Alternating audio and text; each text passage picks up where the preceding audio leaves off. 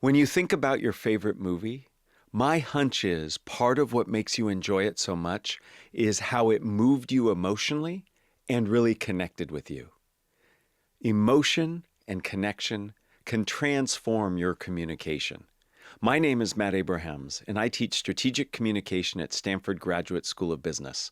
Welcome to Think Fast, Talk Smart, the podcast.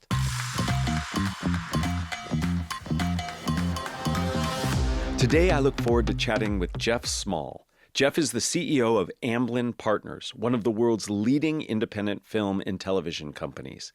He regularly guest lectures at the Stanford GSB and is a member of Stanford's Los Angeles Arts Council.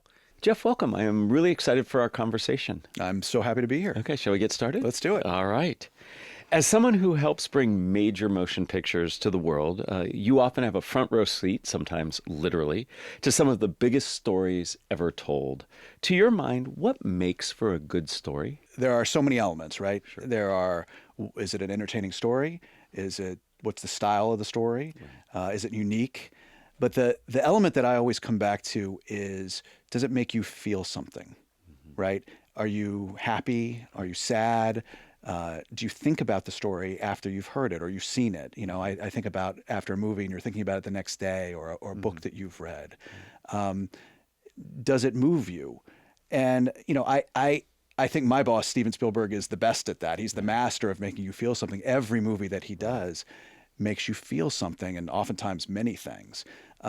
And what that does is it gives the audience a connection to the story and to the storyteller. So that's often what I think about. A good story makes you feel something. Yeah, that idea of feeling is so important. And yet in a lot of business communication, we leave feeling out. It's all about the facts. That's right. and the information. Do you purposely think about how to bring emotion into the communication you have when you're doing the work you do? Sure. I mean, I think it's about what you're talking about is connection, right? Are you connecting with the person that you're talking to? Right. You have to get across to your audience that whatever the communication is personal to you. Right. Otherwise, they'll smell it and they'll tune out, and you won't connect, and it's kind of a waste of time at that point. Like you really need the audience to understand that you care. Right. So it's about showing that you care, and it's about really focusing on that connection. That's right. And feelings help you do that. When you visit Stanford and lecture our students, you make the case that storytelling is critical to success in many facets of life. Can you share with all of our listeners the arguments you make for the importance of storytelling in our personal and our professional lives? Yeah, I mean, I think it's really important. I do try to drive this home. Yeah. Think about the really impressive practitioners that you come across in your Right. life. So let's say it's a great doctor or an incredible teacher or a brilliant architect, right? Or maybe even the waiter at your favorite restaurant down the street, right? They all have something in common. And that's typically that they are good storytellers. That doctor who has a good bedside manner has to explain to you what's going on inside of your body, or maybe what's going to happen inside of your body with care and compassion, and they have to communicate it clearly to you. Teachers are the greatest storytellers, right? Teachers and professors, they can tell stories across all sorts of disciplines. An architect, every angle, every flourish, every feature of whatever structure they're designing, that's telling a story. What place does this structure have in whatever environment that you're in? And then I think about the waiter. I mean, I don't know about you, but I have a much more fun time at a restaurant when you connect with the waiter and the waiter's telling you about a great dish or a great bottle of wine.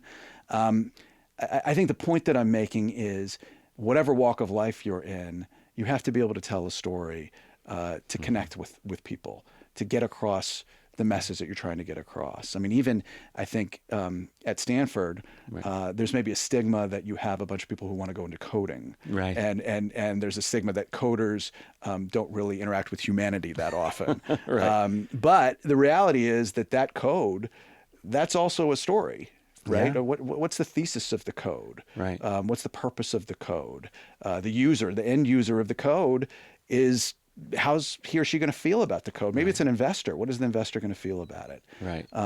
So, and you know, in my own life, I think about my two daughters. Yeah. You know, I tell them all sorts of stories all the time, and they roll their eyes often, and rightfully so. Right. But I certainly hope that my storytelling skills are good enough that they get some life lessons out of it. Yeah, we share so much information through story, but many of us don't think of ourselves as storytellers. We all are. Yeah, absolutely, absolutely. And I am often confronted, as you just alluded to, by people who do technology work, financial work, medical work, and they say, "Hey, I'm just dealing with bits and bytes," you know, and really, I like to say, if you're impacting, saving lives, saving trees, saving money, there is a story. Sure. That you can tell there, and honing that ability really makes a difference. Absolutely. And I love that you're echoing that. So effective stories, as you've shared, are moving and memorable. What is some of the advice you give our students and maybe your daughters and others for what makes an effective story in terms of how you craft it? What are the elements that go into a good story? So putting aside the typical 3-act play, you Right, know, a right. beginning, a middle, and an end. Yeah. I think you have to start with yourself. Okay, it's okay. You can start with yourself because at the end of the day, you're either the creator of the story or you are the delivery mechanism Right. for the story. So it's okay. Start with yourself and think about the story that you're telling and why it matters to you. Why is it personal to you? What is your connection to it? Right. Again, if there's no connection, the audience can smell it. Right. But there's got to be some reason that it's personal to you. And even if it's not personal to you, let's say that you're giving a presentation in front of a bunch of random people. Yes. Try to find some sort of connection. It might be even as simple as, I want to get this deal done.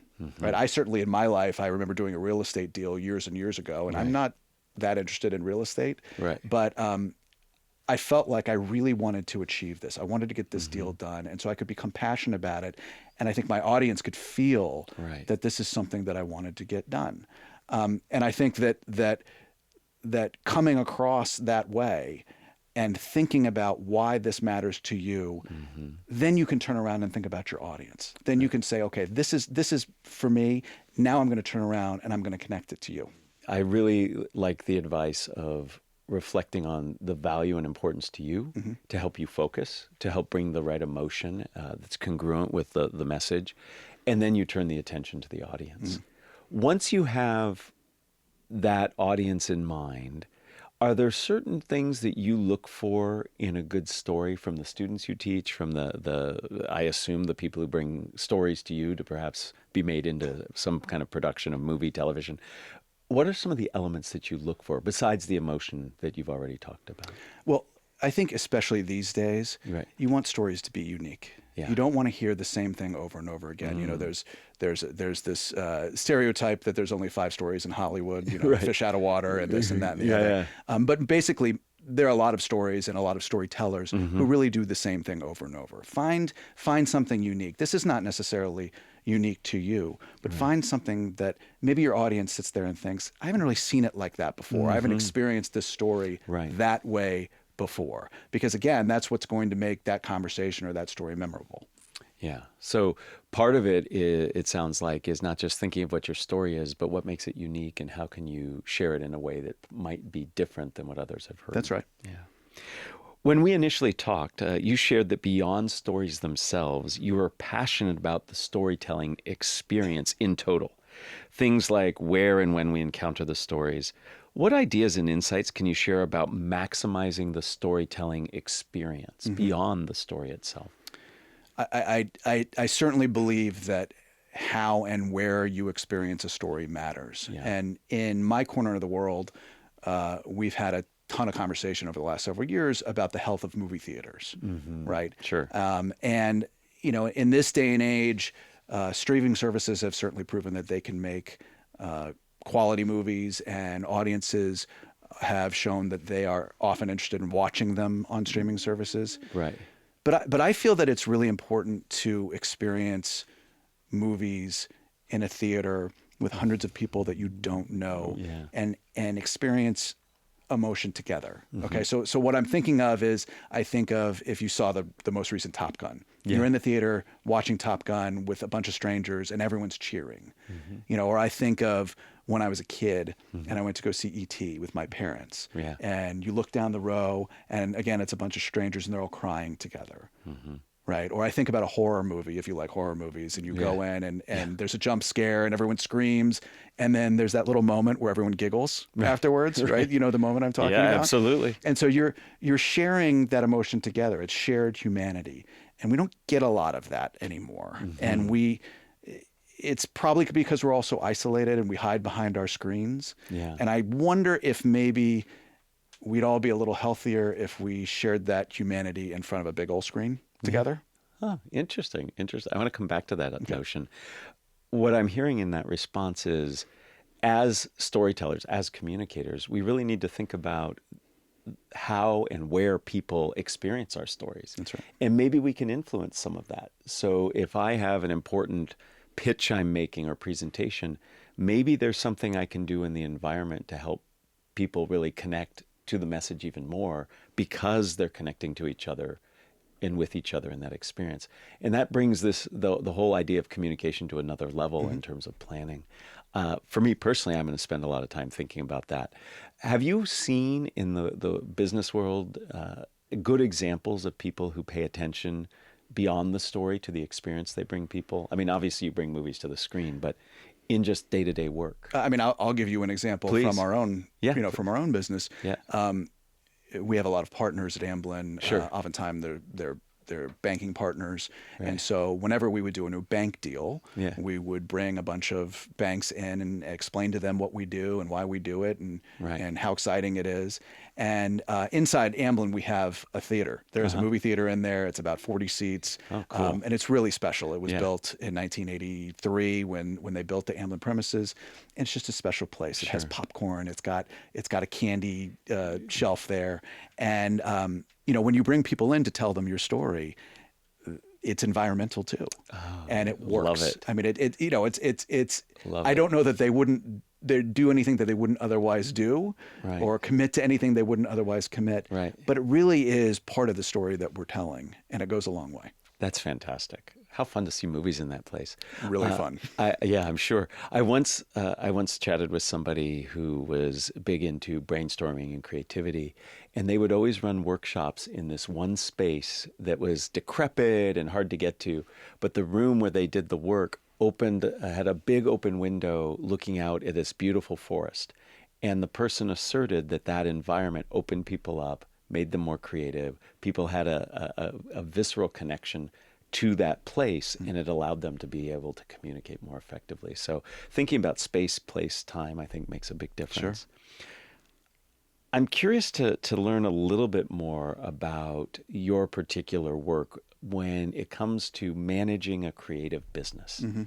It seems to me that there could be lots of friction and challenges around creative people and business. Business needs to be very predictable. You need to be able to lay things out and forecast. And creativity doesn't always work that way.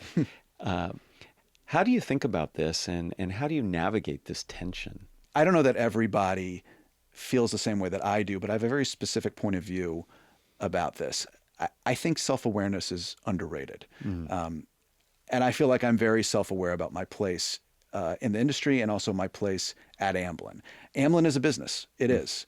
And I came up through the business side. Mm-hmm. But our greatest asset is Steven Spielberg, and our team and the creativity that flows through him and them. And when talented artists and creative types want to do business at Amblin, they want to do it because of Steven, right? And our team. It's not necessarily because of me. Right. And because of that, the creativity and the art has to be the primary priority of what we do. That's our focus. And I really firmly believe that really good stories will win more than they lose. Mm. And the earnings will follow. All of the earnings issues and output minimums and whatever financial metrics that you want to put on top of things, good stories win. There's a theme in the work you do. Stories are important, and good stories win. They do.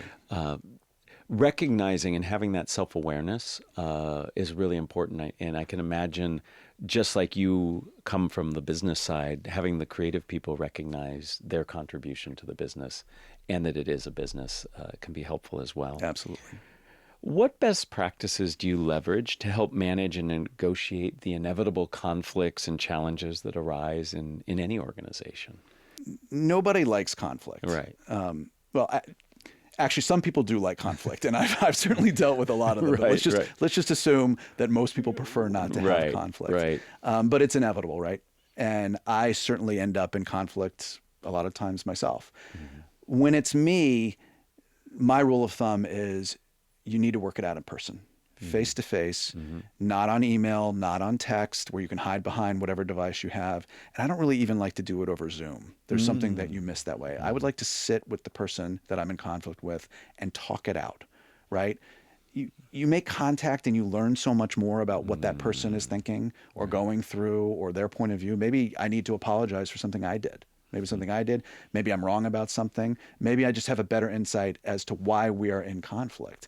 But I've definitely found that looking at conflict that way makes it much, much easier to resolve in a way that you don't feel terrible about it in the end. And at our company, I think, certainly there's a lot of times that I am brought in or asked to mediate a conflict between two of our team members.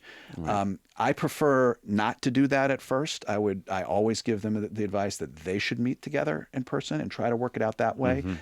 If the boss comes in, it'll feel like I'm taking sides and people feel bitter afterwards and no one wants to do that. I will come in and help mediate if I need to, but the first thing that should always happen is let's talk it out. Let's make contact with each other. Right. Let's try to figure out what it is that we're all trying to achieve. And I would say more often than not, that makes people feel better at the end. Sure. So again, a theme through what you've been talking about is this notion of connection. So something that sounds like helps you manage conflict, but you encourage others to do is to connect face to face, in person. And then it sounds like listen and appreciate what the other person's perspective is to help get at that. And if nothing else, at least we all can feel better about how it went down, even if it didn't resolve in the way we wanted. Yeah. I can imagine that you are involved in some pretty big negotiations, and I know this follows from a question on conflict. Do you have advice and guidance on how to manage negotiations? Our audience is very interested in influence, persuasion, negotiation. Besides having a high tolerance for pain? Yeah, exactly. Yeah. Okay. Right. Yeah. Right. No, look, everyone negotiates differently. And the more you do it, the more you realize, especially if you're negotiating with the same people over a long period of time, you get to know their strategies and the way that they interact with you. I try to stay as straight as I can. I just want to be a straight shooter so that when people deal with me, they know I'm giving it to them straight, right? They know where I'm coming from. They know that I'm going to be truthful and honest and fight hard to get what I want. But I feel like that has been a successful strategy for me. It's not for everyone. I mean, again, this is Hollywood, so sometimes you're going to come across people who use different techniques. Right. That's not me though. Okay. I feel that being straight and firm is the best way to go. Yeah, and that dovetails nicely off what you said about self-awareness. Especially around storytelling, but just being self-aware and approaching it as authentically as you can makes a lot of sense. I have a question hearkening back to something we talked about earlier.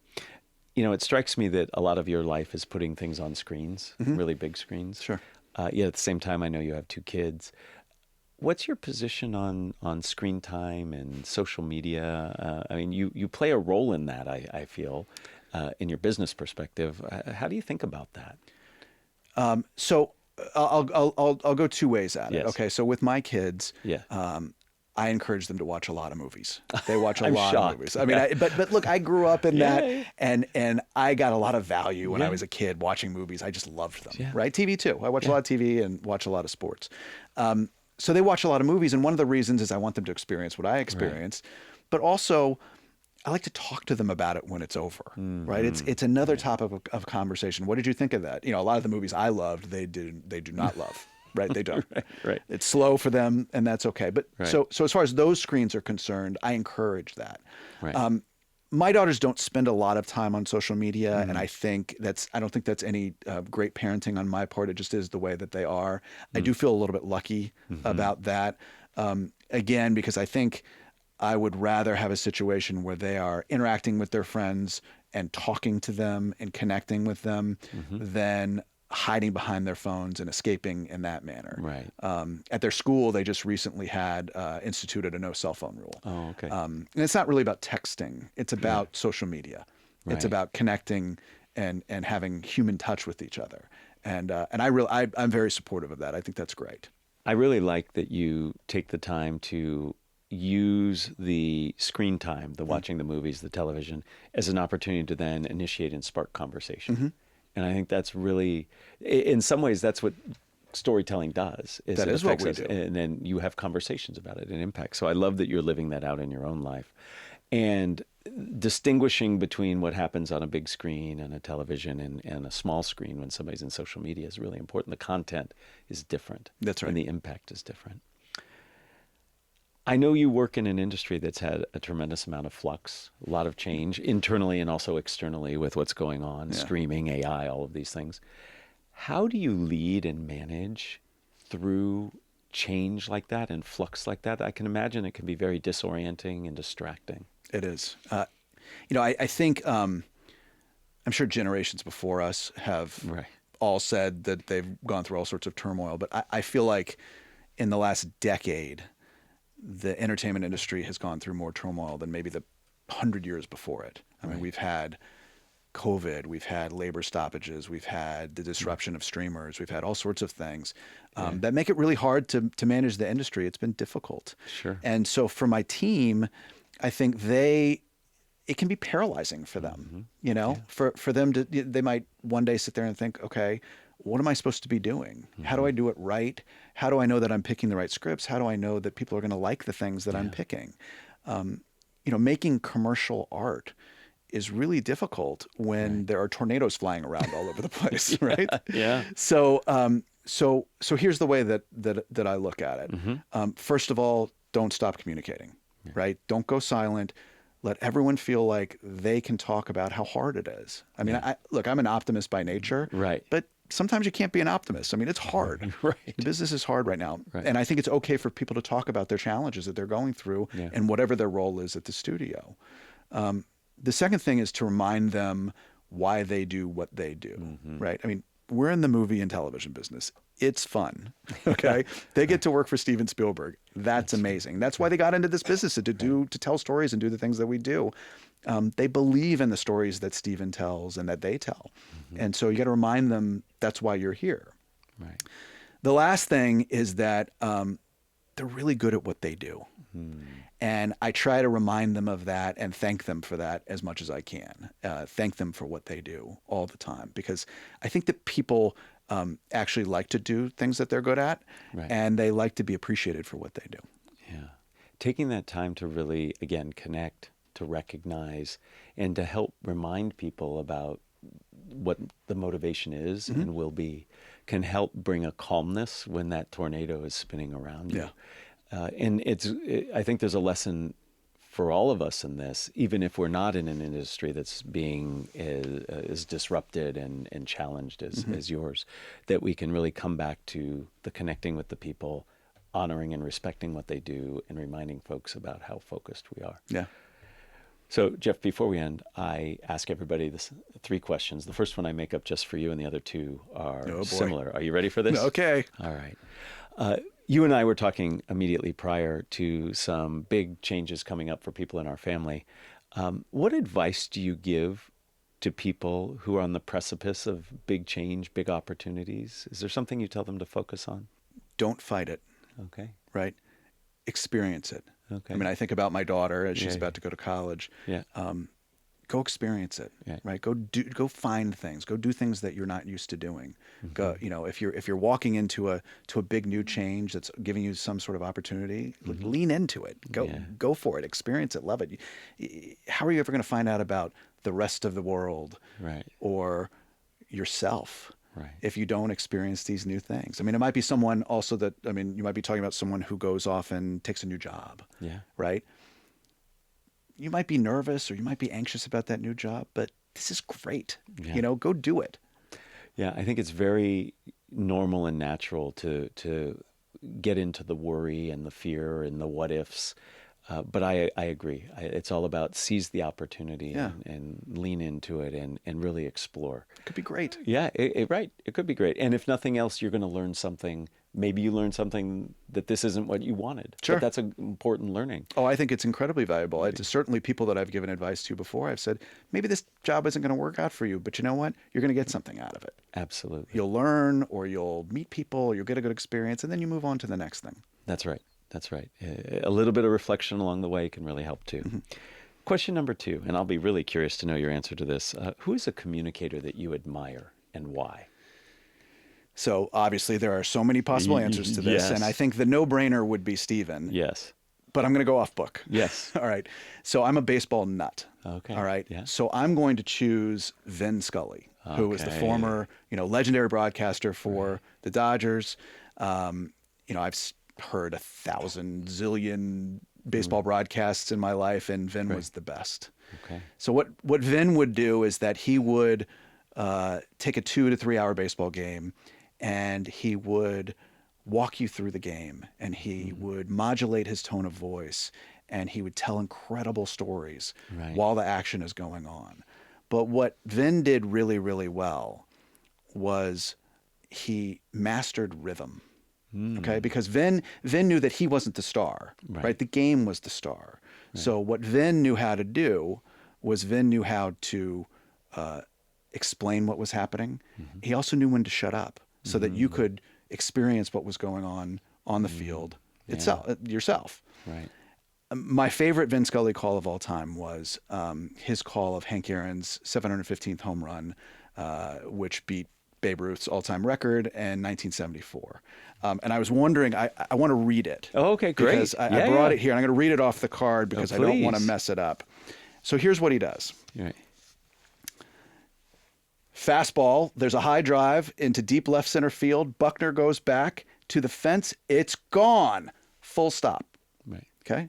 Vin stops at that moment for 26 seconds. Wow. Okay, 26 seconds, which is an eternity on air. Hank Aaron's rounding the bases. There's a couple guys that run on the field and run the bases with Hank. He comes around and he scores. And then after 26 seconds, Vin starts up again, and this is what he says. What a marvelous moment for baseball. What a marvelous moment for Atlanta and the state of Georgia. What a marvelous moment for the country and the world. A black man is getting a standing ovation in the Deep South for breaking a record of an all-time baseball idol. And it is a great moment for all of us, and particularly for Henry Aaron. It's just perfect. Yeah. Right? I mean, he's not just the narrator, but he's enabling us and allowing us to feel the gravity of that moment. Yeah. Right? It's beautiful. It's all about the feels there. And you, thank you for reading that and sharing it. And you did so expertly, by the way. I really appreciate you helping us understand rhythm is important in storytelling. Yeah. And sometimes it's what you don't say that can actually make you an effective communicator. Right. 26 seconds on television of silence is Forever. forever. It is forever. But all of us can take a moment to pause, to add emphasis, to think about how we can build that emotion you've talked about earlier through varying our rate and how we say the words we say. Really, really helpful. Thank you. Final question. What are the first 3 ingredients that go into a successful communication recipe? Okay, so I've thought about this. Okay. The first one is purpose. Why are you telling this story? Right. What is the goal? You have to have that, or your audience will check out. If there's no goal, they will smell it right away. You have to have some purpose behind what you're trying to communicate, right? And the audience has to know it. Right. The second one is to listen. And I mean listening with your ears, but also your eyes. What is your audience telling you while you're telling the story? Are they bored? Are they ignoring you? Are they angry? There's so much information that goes back and forth between the storyteller and the audience. And being able to read and interpret that information not only makes your story better, the one that you're telling right now, but it also makes you a better storyteller kind of in life, right? Being able to read that audience that way. The last thing is care about your audience, right? make sure you show that you actually, it's not a one-sided dialogue. You actually want the audience to care about what you're trying to tell them. I think of successful marketing campaigns, okay? They're the type of marketing campaigns, some of them where they just shove the materials down your throat, right? And they just push it onto you. Right. They're the other ones that are much more delicate, and they sell their movie in a way that makes the audience want to have ownership of it, to find it themselves, right? You're caring about your audience wanting to really love what you're selling and then tell their friends about it, right? Those are often some of the biggest word of mouth hits ever. And that's because the people who are marketing it, they care. They're showing that they care. They want you to own this movie. Right. Having a clear purpose, taking the time to listen, and then finally really caring about the audience and seeing it from their perspective. Important ingredients for sure, and certainly helpful ingredients in all communication. Jeff, this has been fantastic. The emphasis on storytelling through connection and emotion, really important in all communication. In the insights that you provided into how we can be better managers and leaders through conflict, through change, really beneficial. Thank you. I really enjoyed it. Thank you. Thanks.